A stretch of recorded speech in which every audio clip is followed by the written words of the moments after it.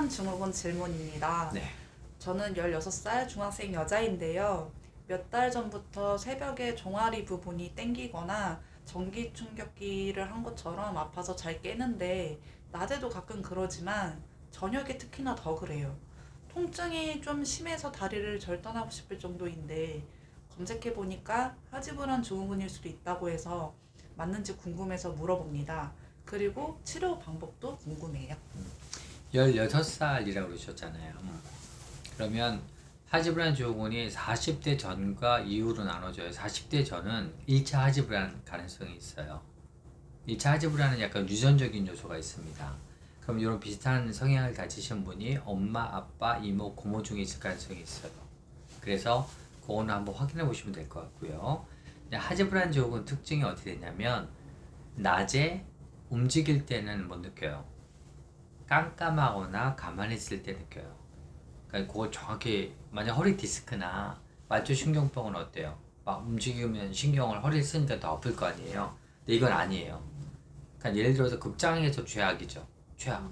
깜깜하잖아요. 가만히 보면 막 계속 뒤척이고요. 버스 안에서도 오랫동안 가만히 있으면 비행기 안에서도 되게 힘들으실 수 있어요. 그래서 가만히 있거나 어두울 때는 내가 불편함을 느끼고, 만약에 날씨가 너무 좋은 날 친구랑 등산을 가면 몰라요. 등산 가는 동안에는 움직이니까. 그러다가 저녁에 등산 갔다 와서 이제 숙소에서 자려고 그러면 이제 죽음이죠. 그렇게 이해하시면 돼요. 그래서 다른 허리 디스크나 이런 말초신경병하고 다른 게, 그거는 쓸수록 더 아프고 쉬려고 그러잖아요. 나 허리 아파서 쉬고 싶어. 이건 아니에요. 쉴 때도 아프다. 특히 그분은 밤에 새벽에도 느끼잖아요. 그리고 아픈 게 표현하기 힘들어요. 솔직히 뭐 칼로 애린다 그러지만 솔직히 어느 부분이 그런지 다리 부분인 것 같은데 어느 부분이 정확히 어떻게 표현하기 어려울 거예요. 왜냐면 그건 뇌에서 오는 신호이기 때문에 다리 쪽에 포커싱 돼 있지만 어느 한쪽에 다리 검사에도 아무것도 안 나오거든요. 그래서 하지불안은 꼭 야간에 밤에 오셔서 뇌파를 동반한 수면 검사를 하셔서 하지불안인지 자는 도중에 다리가 불편한 사지 운동중인지, 그 친척병이 있거든요. 그래서 그걸 확인을 하셔야 될 것 같고요. 일단은 하지불안이 만약에 확진이 되면 1차 치료는 도파민 치료입니다. 도파민이라는 게 여기 보시면 도파민 뇌 안에 도파민 세포가 밤에는 다리를 편안하게 해주는 신호를 보내거든요.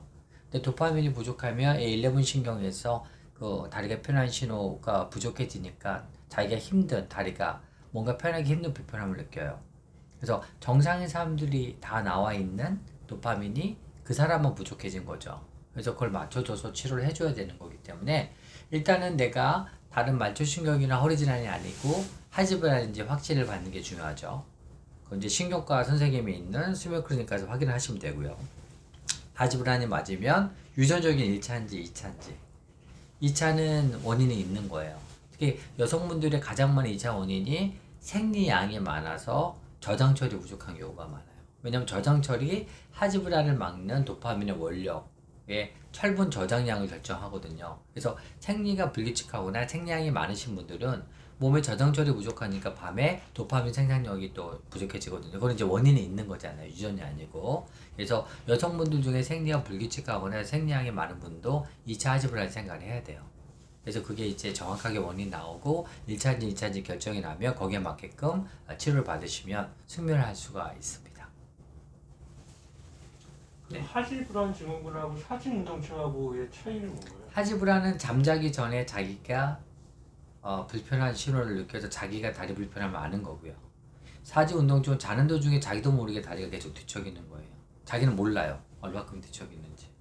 아예 잘 몰라요. 그래서 사지운동증은 수면 검사를 해서 밝혀지는 거고요. 하지불안은 자기가 자기 전에 다리가 불편하기 때문에 자기 스스로 알죠. 그래서 하지불안이 있는 사람이 사지운동증을 가질 가능성이 되게 높고요. 둘이 따로따로 갖고 있을 수도 있어요. 그러니까 사지운동증만 있는 사람도 있고 하지불안만 있는 사람도 있고, 아까 반수는 같이 겹쳐서 나오고요. 그래서 약간 친척병이라고 이해하시면 될 것 같습니다. 그래서 진단이 될 수 있는 병이고 치료가 가능한 병이니까 그렇게 다리가 많이 힘들고 숙면을 방해되면 그게 또 학습이 되면서 습관이 되잖아요. 그러니까 빠른 시간 내에 신경관절염이 있는 수면 클리닉 방문하셔서 정확히 진단받고 예, 숙면을 하셨으면 합니다. 사지운동 증후군도 치료가 똑같아요. 아, 거의 비슷해요. 같아요. 봤는데 사지운동 증후군도 수면 검사를 해서 이게 1차 사지운동인지 2차 사지운동인지도 확인을 해야 되거든요. 2차는 다른 원인이 있어서 다리가 움직이는 거기 때문에 예, 같은 계열 치료를 할 수도 있고 2차는 그 2차 원인을 찾아서 치료를 또 하는 거니까 그러니까 진단이 되면 치료가 가능하니까 너무 혼자 고심하지 마시고 예, 검사 받고 예, 숙면하기를 예, 바라겠습니다. 감사합니다.